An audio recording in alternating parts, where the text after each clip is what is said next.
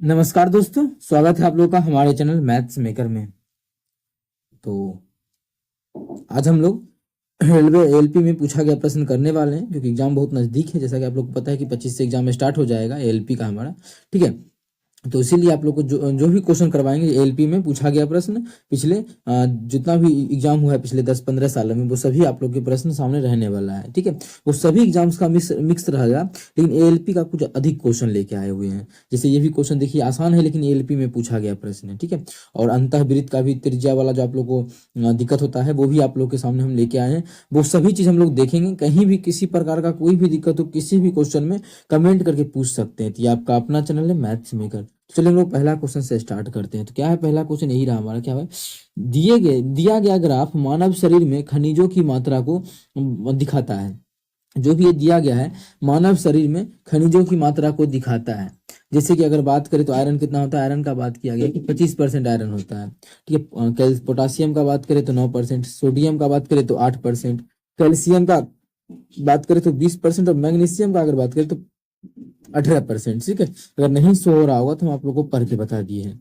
आगे क्या बोला है क्वेश्चन में, आधार पर मानव शरीर में पाए जाने को पूछा है कि आंकड़ों के आधार पर मानव शरीर में पाए जाने वाले कैल्शियम और सोडियम का अनुपात क्या है। कैल्शियम और सोडियम का अनुपात क्या है। तो कैल्शियम कितना है, तो बोलिएगा 40%। 40% को प्रतिशत ही रहने देते हैं, अनुपात ही निकालना है। ठीक है, 40% क्या है, कैल्शियम। हमें अनुपात किसका चाहिए, कैल्शियम और सोडियम का। तो कैल्शियम कितना है, कैल्शियम 40% है। और सोडियम कितना है, तो सोडियम जो है वो 8% है। देख सकते हैं यहाँ पे लोग कितना है, 8% है। यहाँ से क्या होगा, तो आसान तरीका देखिए, परसेंटेज से परसेंटेज खत्म। 8 से कटेंगे, 8×5=40, ये हो जाएगा 1 और यहाँ हो जाएगा 5। मतलब इसका जो मान आ गया वो हमारा आ गया 8×5=40, 5:1। तो 5:1 किस ऑप्शन में है, ऑप्शन नंबर डी में है। तो ऑप्शन जो है डी हमारा बिल्कुल करेक्ट आंसर हो जाएगा। कौन सा ऑप्शन, ऑप्शन डी। उम्मीद करते हैं दोस्तों समझ में आ गया होगा। कहीं भी किसी प्रकार का कोई भी दिक्कत हो किसी भी क्वेश्चन में, कमेंट करके पूछ सकते हैं। चलिए अगला क्वेश्चन की तरफ चलते हैं। क्वेश्चन नंबर जो है, ऐसा क्वेश्चन देखिए बहुत बार करवा चुके हैं, फिर से आ चुका है, क्योंकि ये क्वेश्चन जो है बहुत रिपीटेड क्वेश्चन है, इसीलिए आप लोग के हम बीच लेके आए हुए हैं। क्या है क्वेश्चन जो हमारा है, देखिएगा। एक व्यक्ति ने कुछ फल 30 रुपये में 14 की दर से खरीदा और उन्हें 20 रुपये में 7 की दर से बेच दिया। ठीक है, तो उसका लाभ प्रतिशत, तो खरीदा कितना में, सीपी क्या दिया है कि 30 रुपया में क्या 14 को खरीदा है, कितना में, 14 को खरीदा है, कितना में, 30 रुपया में, कितना में, 30 रुपया में। खरीदने का बात करें तो 30 रुपया में 14 को। अगर बेचने का बात किया जाए तो 7 को बेचा है, 7 को, ये संख्या दिया हुआ है, क्या है ये, संख्या है, क्वांटिटी है। और 7 को बेचा है कितना में, 7 को जो बेचा है 20 रुपया में। तो क्या बोला आप लोग को, संख्या को सेम करेंगे हमेशा। संख्या को क्या करेंगे, सेम। संख्या को सेम क्या करना है, 2 से भाग करेंगे नहीं, 7 बन जाएगा ये। इसका मतलब बोल सकते हैं, यहाँ से काटेंगे तो 7 गो का जो दाम हो जाएगा, यहाँ से भी आधा कर देंगे, यहाँ भी 15। मतलब खरीदा है 7 गो चीज 15 में, और वही 7 गो चीज बेच कितना में रहा है, बीच में 20 में। कितना का लाभ हो रहा है, तो आप लोग बोलिएगा 5 का लाभ हो रहा है। कितना का, 5 का। खरीदा है 15 में, बेच रहा है 20 में, इसका मतलब 5 का लाभ हो रहा है। ये जो 5 का लाभ हो रहा है किस पे हो रहा है, तो लाभ हमेशा क्रयमूल्य पे होता है। क्रयमूल्य कितना है, 15 है, तो 15। परसेंटेज निकालना है तो 100 से गुना कर देंगे। जब 100 से गुना करेंगे तो 5 तिया ही 15, तो आ गया 1/3 गुना 100, मतलब 100/3। 100/3 के बारे में आप लोग को पता होगा कि 33 सही 1/3 या फिर 33.33% होता है। किस ऑप्शन में है, ऑप्शन नंबर बी में है। तो ऑप्शन बी हमारा बिल्कुल करेक्ट आंसर होगा। अगर नहीं पता तो यहाँ पे आप लोग इसको काट भी सकते हैं, कोई बड़ा इशू नहीं है इस क्वेश्चन में। उम्मीद करते हैं दोस्तों समझ में आ गया होगा। कहीं भी किसी प्रकार का कोई भी दिक्कत हो किसी भी क्वेश्चन में, कमेंट करके पूछ सकते हैं। ये आपका अपना चैनल है मैथ्स मेकर। अगर अच्छा लगता है, क्वेश्चन समझ में आता है, तो अपने सभी मित्रों के साथ इस वीडियो को ज़्यादा से ज़्यादा शेयर करें। अगर आप लोग चैनल पर नए हैं तो हमारे चैनल मैथ्स मेकर को सब्सक्राइब करना ना भूलें। देखिएगा अगला क्वेश्चन हम लोग देखते हैं, क्वेश्चन नंबर 3। क्या है क्वेश्चन नंबर 3, इसमें हमको क्या ज्ञात करना है, एक एकक अंक क्या है। इतना का एकक अंक क्या है। एकक अंक मतलब है कि इकाई अंक हमें बताना है कि इकाई अंक इसका क्या है। अब इकाई अंक आप लोग को हम तरीका ही बता चुके हैं। एक ही तरीका आप लोग को जो बताए थे सभी के लिए बताए थे, अलग अलग 10 तरीका आप लोग को हम नहीं बताए थे। क्या तरीका था, कैसे अप्लाई करना है, वो सभी चीज समझा चुके हैं। आप लोग चाहें तो टाइम लेके इस क्वेश्चन को बना सकते हैं बहुत ही अच्छे ढंग से। ठीक है, आप लोग वीडियो को रोक के बनाइए, तब तक हम भी यहाँ पे बताते हैं। आप लोग वीडियो को रोकिए और बनाइए। क्या है, 1 3 हम यहाँ पे हम करते क्या है डायरेक्ट आप लोग को यही बता, इसी को नीचे करके बता देते हैं। देखिए 36 पे ध्यान देना ही नहीं है, इसमें जो हमें ध्यान देना है बिल्कुल 36 पे ध्यान नहीं देना है। तो ध्यान कितना देना है, 4 से भाग कर दीजिए। आप लोग को बता चुके हैं ना, इकाई अंक जब भी निकालना हो, अगर जितना भी पावर है सबसे आसान तरीका 4 से भाग कर दीजिए। जैसे ही 4 से भाग करेंगे कितना, पूरा पूरी कट जाएगा, शेषफल 0 हो जाएगा। शेषफल 0 होगा तो 0 नहीं लिखेंगे। अगर पूरा पूरी कट जाए, वैसे मानिए यहाँ 35 रहता तो शेषफल कितना बता 3, तो यहाँ पे 3 लिख देते डायरेक्ट, यहाँ इसमें भी भाग देते। ठीक है, और हमेशा ध्यान रहे इकाई अंक निकालना है ना, इकाई अंक हमें निकालना है। क्या निकालना है यहाँ पे देखिए, इकाई अंक का बात कर रहे हैं, हम लिख भी देते हैं, ये इकाई अंक का बात कर रहा है। ठीक है, इकाई अंक का बात करें तो इस सबसे कोई मतलब, हमको लास्ट का सिर्फ इकाई अंक ही पकड़ना है, इसका भी इकाई अंक। मतलब इस क्वेश्चन में जो दिया है 3 पे पावर 36 और घटा देना है 2 पे पावर 20, इसका इकाई अंक क्या होगा।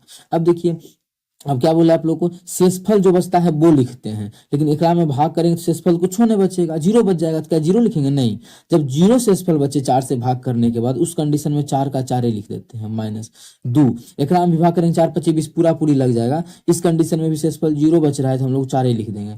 अब देखिए पावर 4 करना आसान है, कैसे, तो क्या है 3 गुना 3 गुना 3 गुना 3, ठीक है, इतना ही है। तो 3 तिया 9, 3 तिया 9, 9 नमा 81, मतलब लास्ट में 1 आ गया। इतना भी नहीं करना है आप लोगों को, ज्यादा रहता तो आसान था कि 81 आ गया तो लास्ट में 1। चलिए इसके जो सॉल्व करने के बाद इकाई अंक पे आ गया, इकाई अंक पे 1 आ गया, इकाई अंक ही लिखना है माइनस। अब इसके इकाई अंक पे क्या आएगा, जब इसको हम लोग सॉल्व करेंगे तो इसको अब बोलेगा 81 भी लिख देंगे, बिल्कुल लिख सकते हैं, आंसर सेम आ जाएगा। अगर मानिए कोई विद्यार्थी 1 ही लिखता है और 2 पे पावर 4 कितना होता है, 2 दूना 4 दूना 8 दूना 16, 16 का इकाई अंक 6। अभी तो घटेगा नहीं, जब नहीं घटेगा तो जो 2 गुमाना है वो भी लिख सकते हैं। जैसे इसका 81, इसका 16, जब घटाएंगे तो आ जाएगा 65, लेकिन 65 से हमको मतलब नहीं है, हमको मतलब है इस 1 से। इसका मतलब है इस संख्या का जो इकाई अंक हो जाएगा, इस 5 से मतलब है हमको, इसका जो इकाई अंक हो जाएगा वो 5 हो जाएगा। लेकिन अगर मानिए इकाई अंक ही लिखने का बात करें आप लोग को, चलिए तो समझ में आ गया होगा। अगर इकाई अंक ही लिखने का बात करें, इतना आप लोग नहीं लिखे थे, इसका इकाई अंक कितना होता है, तो 1 होता है, घटा। इसका इकाई अंक कितना आया, 6 आया। तो अब कैसे घटेगा, किस प्रकार से घटेगा, क्या किया जाए, तो समझिए। ये 1 है तो 1 में 6 तो घटेगा नहीं, तो ये क्या करेगा, किसी से पैंचा लेगा, ये अपना इसके आगे जो भी नंबर होगा उससे क्या करेगा, पैंचा लेगा।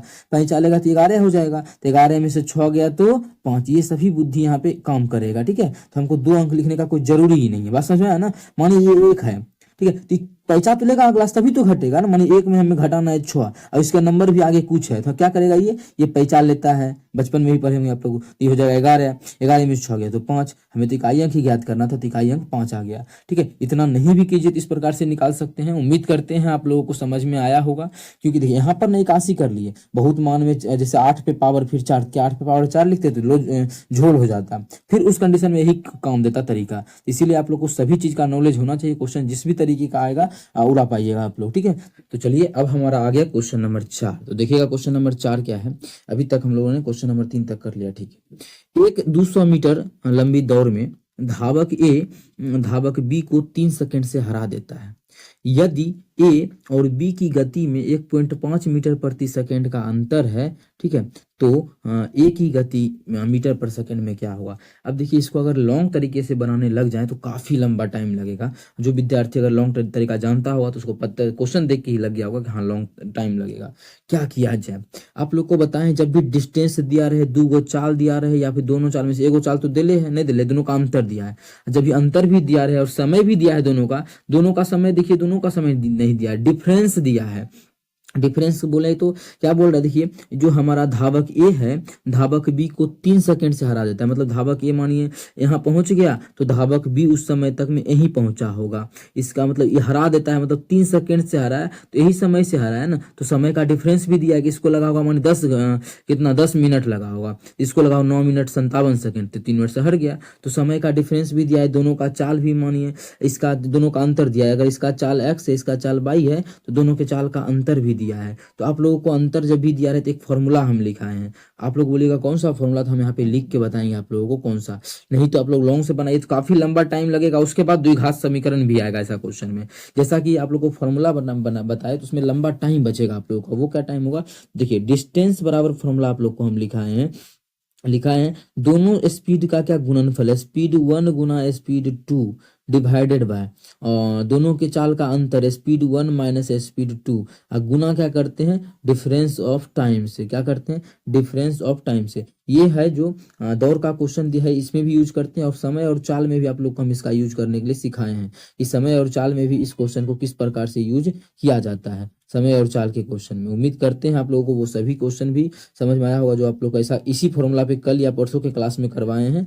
वो आप लोग नहीं किए तो जरूर जाके करें। वो क्वेश्चन क्या है हम रिपीट कर देते हैं आप लोगों को। वैसा क्वेश्चन में क्या आता है कि मानिए कोई अगर 4 किलोमीटर प्रति घंटा के स्पीड से जाता है तो 5 मिनट लेट पहुंचता है, अगर 5 किलोमीटर प्रति घंटा के स्पीड से जाता है तो 2 मिनट पहले पहुंच जाता है। तो उस प्रकार का भी जो क्वेश्चन है इसी प्रकार से आप लोग को बनाना है। यही फॉर्मूला पे आप लोग समझ गए होंगे हम किस फॉर्मूला किस क्वेश्चन का बात कर रहे हैं, ठीक है। तो यही इसी पे बनेगा ये भी क्वेश्चन। वो क्या है देखिए, बोला है स्पीड का अंतर दिया हुआ है स्पीड 1। अब देखिए दोनों ए और बी के स्पीड, मानिए ए ज्यादा तेज चल रहा है तभी तो ये जीत रहा है, मतलब ए माइनस बी का जो मान दिया हुआ है देखिए बोला है ना ए और बी की गति में 1.5 मीटर प्रति सेकंड का अंतर है। इसकी गति में जो अंतर है 1.5 मीटर प्रति सेकंड का अंतर है। कितने अंतर है 1.5 मीटर प्रति सेकंड का अंतर है। ये क्वेश्चन में हमें क्या है गिवन है। जब भी अंतर दिया है देखिए अंतर का नीचे में काम है क्या, जो भी हर है उसमें अंतर का काम है। देखिए हर में अंतर का काम है ना, बिल्कुल यहाँ पे हम यूज करेंगे। लेकिन S1 S2 में क्या बैठा है, देखिए S1 S2 में बैठाने के लिए हमें ज्ञात क्या करना है, हमें जो ज्ञात करना है वो एक ही गति निकालना है। यहाँ पे ध्यान दे सकते हैं आप लोग, हमें ज्ञात करना है कि एक ही गति मीटर प्रति सेकंड में क्या होगा। एक ही गति निकालना है मतलब यहाँ पे ए का लिखना का जुगाड़ करते हैं। ए का लिखने का मतलब यहाँ से बी का मान निकाल लेते हैं तो बी बराबर कितना हो जाएगा, तो बी इधर माइनस में था उधर गया तो प्लस में हो जाएगा। तो ए को ए रहने देते हैं, 1.5 उठ के इधर आएगा तो माइनस हो जाएगा। मतलब ये जो समीकरण बन गया 1.5 मीटर प्रति सेकंड, ठीक है। बी का स्पीड हो गया, देखिए ए आ गया ना तो ए निकल जाएगा। फॉर्मूला में बैठा लेते हैं, किसी का बी का भी निकाल सकते हैं लेकिन लोचा लग जाएगा, टाइम लगेगा एक्स्ट्रा। यहाँ पे ए का निकालना डायरेक्ट, देखिए ए आ चुका है, पुट करेंगे तो ए का मान। तो डिस्टेंस कितना कवर कर रहा है, कितना दौड़ना है उसको 200 मीटर। स्पीड क्या है S1 तो क्या है हमारा ए मान लेते हैं तो ए गुना S2 क्या है बी, यहाँ तो बी लिखते हैं लेकिन बी का मान यहाँ कितना आ चुका है, तो बी का जो मान है ए गुना 1.5, तो बी का जो मान है वो ए माइनस 1.5, ए माइनस 1.5, ठीक है। बटा क्या करेंगे दोनों का अंतर क्वेश्चन में भी गिवन है 1.5 मीटर प्रति सेकंड 1.5 गुना समय का डिफरेंस, समय कितना है 3 सेकंड है तो 3 सेकंड, देख सकते हैं 3 सेकंड से हरा देता है। ये सभी आप लोग को फटाफट करना है, इतना टाइम लेने का कोई जरूरी नहीं, सब लिखने का कोई नहीं, मने मन भी आप लोग इतना कर सकते हैं। अगर इतना लिखने का जरूरी भी पड़े तो कोई बात नहीं है, लेकिन फॉर्मूला आप लोग को एग्जाम में नहीं लिखना है, वो तो हम समझाने के लिए यहाँ पे लिखे। देखिए कटने का भी क्या जाएगा, यहाँ पे 30 हो जाएगा, जब इसको काटेंगे तो 15 दूना 30, दूसरे काटेंगे तो ये 100 आ जाएगा। कितना आ गया 100। अब देखिए इसको गुना नहीं करेंगे, गुना करेंगे तो द्विघात समीकरण आ जाएगा। जैसे इसको ऐसे ही छोड़ देते हैं ए इंटू ए गुना ए माइनस 1.5, ठीक है, बराबर कितना 100। अब देखिए इसको अगर सॉल्व कोई विद्यार्थी करने लगता है तो क्या आ जाएगा ए स्क्वायर माइनस 1.5 ए, इधर आएगा 100 तो माइनस 100 बराबर 0। तो फिर जो हमारा आ जाएगा वो द्विघात समीकरण, जो कि हमारा टाइम खा जाएगा, ठीक है। तो टाइम खा जाएगा तो इसको उस पर सॉल्व हम लोग को नहीं करना है। तो आखिर करना क्या है, अब क्या करना है, जो मन करे वो मान पुट कीजिए। मन करे तो कौन कुछ भी कर सकते हैं, नहीं, ऑप्शन के थ्रू। अब देखिए ए का हम इसलिए भी ए का ही मान यहाँ पे पुट यहाँ से लाने का कोशिश किए, ये तो आ चुका है। अब ए का ही पूछा है मतलब इसी सब में से कोई एक मेरा क्या होगा आंसर होगा, तो हम क्या करते हैं बैठाने का कोशिश करते हैं। सबसे बड़ा मान यही है ना, पहला ही ऑप्शन बैठा के देखते हैं। पहला ऑप्शन कितना है 10.77 ही ले लेते हैं, तो 10.77 ले लेते हैं, 10.77 इंटू ए का मान कितना 10.77, तो 10.77 एकरा में घटाएंगे 1.5, तो क्या आना चाहिए अप्रोक्स, हम कम लिए मान 8 भी है लेकिन कम लिए हैं, तो सॉल्व करके 99 के आसपास 100 के आसपास आना चाहिए। जब सॉल्व करेंगे हो जाएगा 10.77 गुना इसको घटाएंगे तो हो जाएगा हमारा मानिए 50 है, 0.70 घटाएंगे तो 1 घटाएंगे तो 9 हो जाएगा, 9.77 में से 50 घटाएंगे तो 27 आ जाएगा। अब देखिए जब इसको गुना करेंगे तो 10 9 90 तो इसी में पूरा है, 92 भी ले लेते, इस प्रकार से 92 भी लेते हैं। 92 गुना 10 कितना आ जाएगा, 92 गुना 10 आ जाएगा, मतलब 9.2 गुना 10 92, मतलब जो भी आंसर आएगा यहाँ पे ऑप्शन में दिया है 92 से प्लस है, मतलब आंसर जो होगा वो इससे थोड़ा सा अधिक होगा ऑप्शन से। तो इससे अधिक देखिए कौन सा ऑप्शन है, ये है 10.5 है, इसे भी देखिए ये 10.7 है, ये 10.5 है, ये तो कम है तो होगा नहीं, ये तो बहुत कम है, ये भी नहीं होगा, ये भी नहीं होगा। एक ही ऑप्शन अधिक ये था, इससे अधिक कोई ऑप्शन ही नहीं था, तो इसी को ले लेंगे। अब जब इसको सॉल्व कीजिएगा पूरा का पूरा 8 भी रख के, जब 92 आ गया तो प्लस में मतलब 99 के आसपास भी आंसर आएगा तो यही यही करेक्ट होगा, क्योंकि और कोई ऑप्शन हो ही नहीं सकता। क्यों? क्योंकि ये सभी जब ये नहीं हुआ तो इससे कम कैसे होगा, क्योंकि ये अगर अधिक मान लिए तब जो है इतना आया, मतलब बोल रहा है और अधिक मान लेने के लिए, और अधिक तो कोई ऑप्शन में ही नहीं है, तो ऑप्शन ए हमारा इस प्रकार से करेक्ट आंसर हो जाएगा। तो इसी प्रकार से आप लोग को बनाना है। अगर द्विघात समीकरण पे जाना चाहते हैं तो सॉल्व कर सकते हैं, काफी लंबा टाइम जाएगा। चलिए अगला क्वेश्चन कर लेते हैं। क्वेश्चन नंबर जो हमारा है, क्वेश्चन नंबर 5 क्या है, यदि एक राशि निश्चित दर पर 4 वर्ष में दुगनी हो जाती है तो यह साधारण ब्याज की दर पर समान दर पर 16 गुनी कितने वर्ष में हो जाएगी। बहुत ही आसान क्वेश्चन है, ऐसा क्वेश्चन आप लोग को हम करवा चुके हैं, फिर से देखिए करवा रहे हैं। क्या बोला है, कोई धनराशि है, एक था 4 साल में, समय कितना लगा, 4 साल का समय लगा, 4 ईयर का। 4 साल में कितना हो गया, 4 साल में दुगनी हो जाती है, मतलब अगर किसी से हम 1 रुपया लिए थे, किसी से 1 रुपया मूलधन लिए थे तो दुगुनी हो गया, 2 हो गया, कितना हो गया, अमाउंट जो हो गया 2 हो गया, ये अमाउंट है, ठीक है। और ये जो है वो क्या है, मूलधन है, मतलब 1 लिए थे कर्जा लेकिन हो गया 2। अच्छा 1 से 2 हो गया तो ब्याज कितना हुआ होगा। अब किसी से हम 1 रुपया लेते दे रहे हैं उसको 2 रुपया, मतलब ब्याज कितना दे रहे हैं, 1 रुपया, मतलब बोल सकते हैं साधारण ब्याज जो है वो कितना, साधारण ब्याज हम 1 दे रहे हैं, कितना, साधारण ब्याज 1 यूनिट बोल सकते हैं, रुपया नहीं तो 1 यूनिट, हम लोग अनुपात ही मान रहे हैं, अनुपात। अब क्वेश्चन में आगे बोला है धनराशि पर, यह धनराशि पर साधारण ब्याज की समान रेट क्या है, समान है, तो 16 गुना कितने साल में हो जाएगा। अब देखिए एक था लेकिन बोल रहा है 16 गुना हो जाना चाहिए, मतलब अमाउंट का जो बात कर रहा है ये जो हो जाए वो 16 हो जाए, ये कितना हो जाए, 16 हो जाए, बोल रहा है कितने साल में। अच्छा 1 रुपया अगर 16 रुपया हो रहा है मतलब ब्याज कितना हो रहा है, तो आप लोग बोलिएगा साधारण ब्याज जो हो रहा है वो 15 का हो रहा है, कितना का हो रहा है, 15 का हो रहा है, ठीक है, 15 1 16। अब देखिए साधारण ब्याज 1 हुआ कितना साल में, 4 साल में, 1 हुआ कितने साल में, 4 साल में। तो साधारण ब्याज क्वेश्चन बोला है कि 15 कब हो जाएगा, 15 पुराने के लिए इधर में 15 से गुना करेंगे, इधर भी हम 15 से गुना करेंगे, तो कितना हो जाएगा, 15 चौके 60, 15 चौके 60, मतलब 60 वर्ष में ये 16 गुना हो जाएगा, जो कि ऑप्शन नंबर डी में है। ऑप्शन डी हमारा बिल्कुल करेक्ट आंसर हो जाएगा। कौन सा ऑप्शन, ऑप्शन डी। और आप लोग को इस क्वेश्चन को हम बहुत बार सॉल्व करवा चुके हैं। कितना हो रहा है, यहाँ पे देखिए दुगुना हो रहा है, साधारण ब्याज 1 हो रहा होगा, 1 कितना साल में हो रहा है, देखिए यहाँ पे 4 वर्ष दिया है तो 4 वर्ष यहाँ पे लिख देंगे, कितना वर्ष है यहाँ पे, 4 ईयर, तो 4 ईयर। क्वेश्चन में क्या बोला है, 16 गुना, 16 गुना का मतलब कितना, 15 हो जाएगा ब्याज, 15 होने में 15 गुना, तो यहाँ भी कितना समय लगेगा, 15 चौके 60, तो आंसर हो जाएगा 60। जैसे ये भी 15 गुना हुआ तो इसको भी 15 गुना करके 60 आंसर हो जाएगा। तो ऑप्शन जो है डी हमारा बिल्कुल करेक्ट आंसर हो जाएगा। कौन सा ऑप्शन, ऑप्शन डी। उम्मीद करते हैं दोस्तों समझ में आ गया होगा। कहीं भी किसी प्रकार का कोई भी दिक्कत हो कमेंट करके पूछ सकते हैं। अगला क्वेश्चन हमारा क्वेश्चन नंबर 6 है। देखिएगा क्वेश्चन नंबर 6 क्या है, व्यंजक इतना को किस प्रकार से लिखा जाएगा, मतलब इतना को हम और किस प्रकार से लिखा जा सकता है, मतलब इतना बराबर क्या होगा, इस चारों में से कौन सा होगा, ये हमें बताना है, इस चारों में से ऑप्शन में। तो किस प्रकार से बनाया जाए, तो पहला एक तरीका है कि बेसिक जो आप लोग क्लास 10 में पढ़े होंगे इसको सॉल्व करना है। क्या करना है, इसको सॉल्व करना है, जो भी आता है। जैसे इसको लिखेंगे साइन बटा कॉस, इसको कॉस बटा साइन, इसको साइन कॉस बटा साइन, इसको साइन बटा कॉस, तो काफी लंबा टाइम लग जाएगा सॉल्व करने में, क्या काफी लंबा टाइम। दूसरा क्या तरीका है, वैल्यू पुट कर सकते हैं, क्या वैल्यू पुट कर सकते हैं। क्या क्या वैल्यू हो सकता है, थीटा का मान 45 रख सकते हैं, तो 45 रख सकते हैं कि नहीं यहाँ पे, तो देख चेक कर लेते हैं। अगर 45 रखेंगे तो ठीक है, 45 का मान 1 होता है तो ऊपर में 1 आ गया, नीचे में भी कॉट 45 का भी 1 होता है, तो एक में से गया कितना, 0। जब भी 0 आ जाएगा जिस भी नीचे में हर में, तो उसका हम मान नहीं रखते हैं क्योंकि इनफाइनाइट होता है, ठीक है। 0 रखेंगे नीचे में, देखिए क्या बन गया, 0 10 बटा 0, कुछ भी बटा 0, नीचे में 0 का मतलब इनफाइनाइट होता है, इसलिए उस मान को नहीं रख सकते। और 90 तो रख ही नहीं सकते हैं क्योंकि 10 या कॉट 90 पे क्या आता है, इनफाइनाइट आता है, 10 या कॉट किसी दोनों में से कोई एगो। तो 45 तो रख नहीं सकते हैं, ना ही 0 ना ही 90, 90 पे भी 0 पे भी इनफाइनाइट पुर जाएगा, 45 पे भी पूरा इनफाइनाइट, 90 पे भी इनफाइनाइट, ये तीनों नहीं। बचा 60 और 30। 60 और 30 में मान क्या आता है, रूट वाला, और मान रूट वाला रखेंगे तो काफी लंबा टाइम लगेगा, क्या क्या परिमेकरण करना पड़ेगा। तो क्या किया जाए इस क्वेश्चन में, तो आसान तरीका क्या है इस क्वेश्चन को सॉल्व करने का, ध्यान रखिएगा। कोई भी अपने मन से त्रिपलेट मान लेना है। त्रिपलेट का मतलब समकोण त्रिभुज के बारे में पता ही होगा, अगर नहीं पता है तो अभी जान लीजिए। समकोण त्रिभुज में एक कोण क्या होता है, 90 डिग्री। और जब भी हम बात करते हैं इसका त्रिकोणमिति का, तो समकोण का ही बात करते हैं, किसका, समकोण का ही। तो अपने मन से मान लेंगे त्रिपलेट, तो पता है एक त्रिपलेट सबसे आसान, लंब 3 आधार 4 तो कर्ण आता है 5, जैसे निकाल के चेक कर सकते हैं। यही मान को पुट करेंगे और आंसर आके तैयार हो जाएगा। क्योंकि और कोई भी मेथड आप लोग मान पुट वैल्यू पुट कीजिएगा तो काफी लंबा आएगा। फिर इसको आप लोग बेसिक सॉल्व कीजिएगा, देखिएगा कितना टाइम लगता है। फिर आप लोग टेन थीटा का जो भी मान है 30 डिग्री 60 डिग्री रखिएगा तो उसमें भी रूट का कि इसका जो मान होता है मान 30 भी रखेंगे तो √3 आ जाएगा मान 1/√3, जो कि परिमेयकरण काफी लंबा टाइम करना पड़ जाएगा। इसी चीज को हटाने के लिए ये मान रख सकते हैं हम लोग, जो मन के ट्रिपलेट होना चाहिए बस सेट। अब बोलेगा एक √2 वो भी रख सकते हैं, लेकिन वो एक से भागे का आएगा कि एक रखने से 0 हो रहा था इसलिए तो भागे हैं, इसलिए मान कुछ और रख रहे हैं। इस मान को रख के सॉल्व कर देना।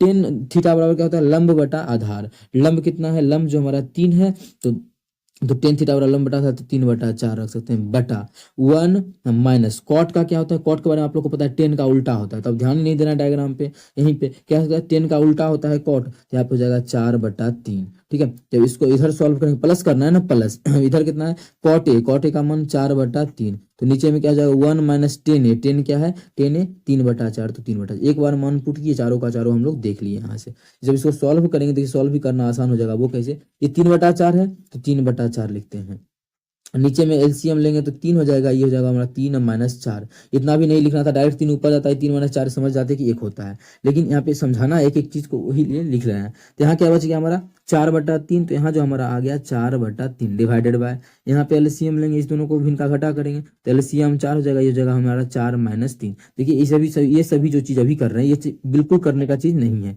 ये दिमाग में फटाफट करके आप लोग सॉल्व इस चीज को कर सकते हैं। ठीक है, ये हमारा टाइम यहाँ भी सेव होगा। अब देखिए 3 ऊपर जाएगा, 3 तिया 9 बटा ये हमारा सॉल्व कर कितना आएगा -1 आएगा, -1 में 4 से गुना करेंगे नीचे में आ गया -4 प्लस 4 चौके ऊपर जाएगा तो 16 हो जाएगा। 16 ऊपर क्यों जाएगा पता है ना, जब ये हम करेंगे भाग, ये जो 4/3 भागा इतना करेंगे तो ये 4 पलट के ऊपर जाएगा तो हो जाएगा 4 बटा उतना, 4 बटा ये कितना आएगा 1 गुना 3 तो 3। अब इसको सॉल्व करेंगे तो एलसीएम, अच्छा माइनस को यहाँ लिखना जरूरी है क्या, माइनस ऊपर भी चढ़ सकता है, बिल्कुल चढ़ सकता है। एलसीएम हमारा कितना आ जाएगा, इसका 12 आ जाएगा। जब सॉल्व करेंगे 4 तिया 12 तो हो जाएगा -9 तिया 27 प्लस 16 चौके भाग करेंगे तो 4 16 चौके 64, 64 में 27 घटाएंगे, 14 में से 7 गया तो 7, 5 में से 2 गया तो 3, 37/12 आ गया। इतना मान रखने के बाद जब 37/12 आ गया, इसी त्रिभुज का मान सेट किए तो 37/12 आ गया। तो अब ऑप्शन में देखेंगे त्रिभुज, ये त्रिभुज का मान सेट करने से किस ऑप्शन का मान आता है 37/13, इतना करना पड़ेगा, नहीं तो आप लोग बेसिक से भी बनाइएगा तो काफी अधिक टाइम लगेगा।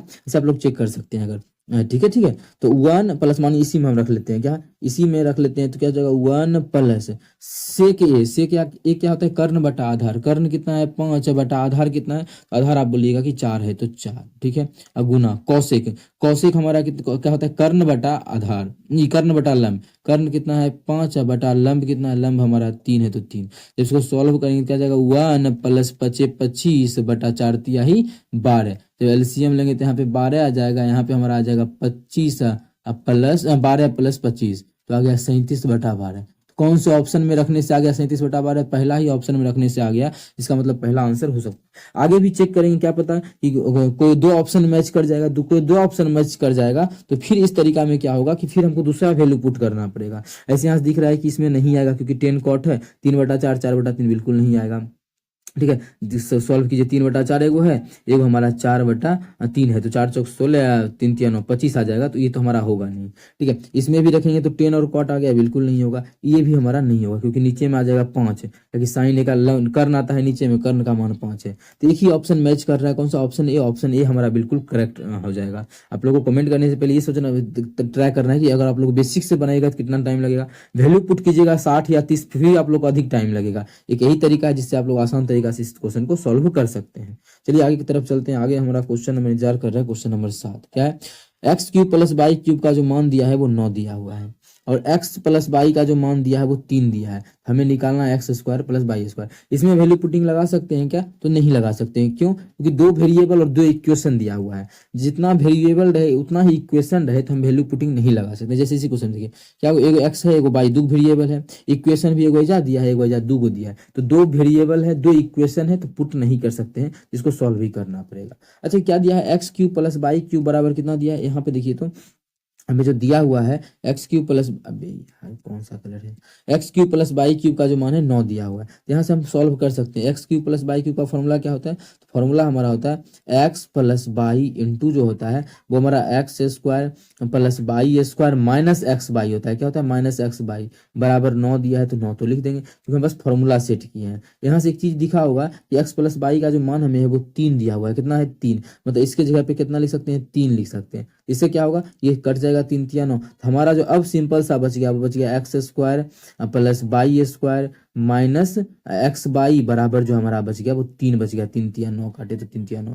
तो अब देखिए इतना आ चुका है। अब क्या किया जाए, आंसर क्या होगा, तो आंसर जो हमारा होगा अभी तो आएगा नहीं क्योंकि हमें से पूछा है x square plus by square का मान, इसका मान पूछा है। तो कैसे किया जाए, किस प्रकार से सॉल्व किया जाए, तो इसका आसान तरीका आप लोग को हम यहाँ पे सॉल्व करवाएंगे। कैसे वो देखिए। अब इस यहाँ से क्या कर सकते हैं, एक चीज इस दोनों तरफ वर्क कर सकते हैं। दोनों तरफ जब वर्क करेंगे तो हो जाएगा ये हमारा x square plus by square plus 2ab होता है ना, ए प्लस बी का होल स्क्वायर प्लस 2ab बराबर जो होगा इसका भी तो स्क्वायर करेंगे। दोनों तरफ वर्क किए तो इधर भी स्क्वायर और इधर भी स्क्वायर, तो 3 तिया 9। तो एक हमारा क्या आ जाएगा ये समीकरण, तो इसको भी हम क्या करेंगे उस पार में वहां पे लिख लेंगे। चलिए ये भी समीकरण आ गया है, एक समीकरण ये भी आ गया, 2 समीकरण दिख रहा है, दोनों को हल कर लेंगे। अब चाहिए क्या, उस पर ध्यान देना। हमें चाहिए x square plus by square. हमें जो x square plus by square चाहिए, मतलब अभी 2, इसका 2 छूट गया, यहाँ पे 2 छूट गया, ठीक है, यहाँ पे हमें इसका 2 छूट गया, ठीक है। एक्स स्क्वायर प्लस मतलब इस चीज को कटाना है। ये चीज कब कटेगा, जब हम यहाँ 2 से गुना कर देंगे। ऊपर का समीकरण में अगर 2 से मानिए गुना कर देते हैं तो कट जाएगा।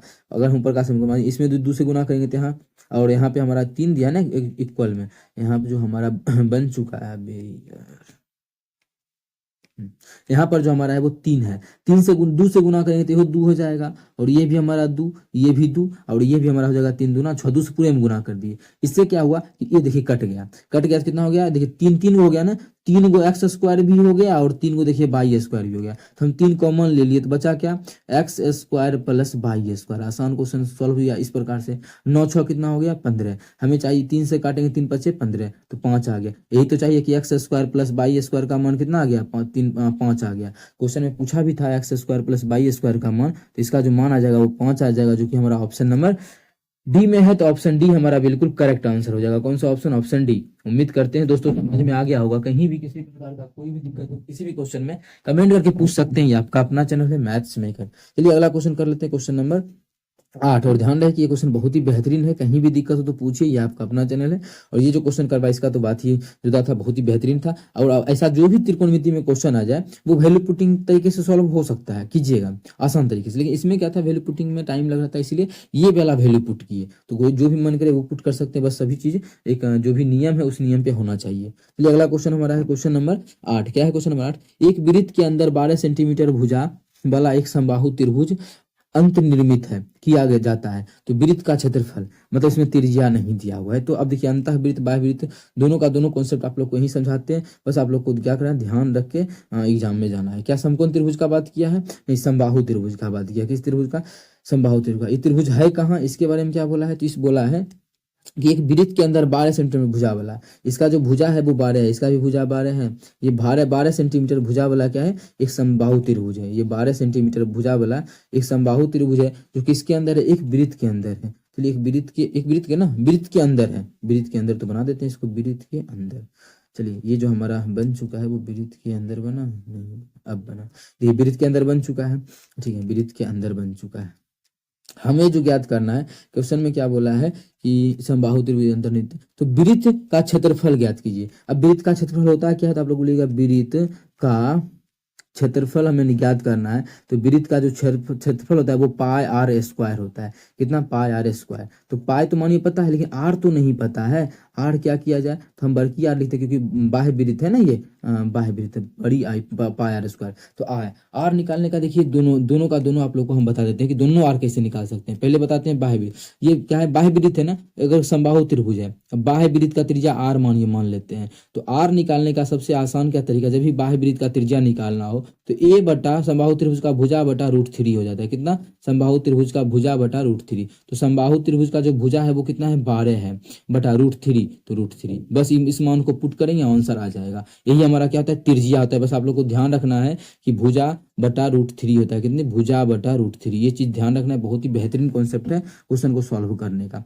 और समकोण त्रिभुज का अलग होता है, और कोई भी त्रिभुज मतलब हो, विषमबाहु त्रिभुज हो या कोई भी त्रिभुज अप्लाई करना चाहते हैं, कोई भी त्रिभुज में एक उसका फॉर्मूला सब मिला के होता है, वो भी आप लोग हम हुआ तो भी बता देंगे।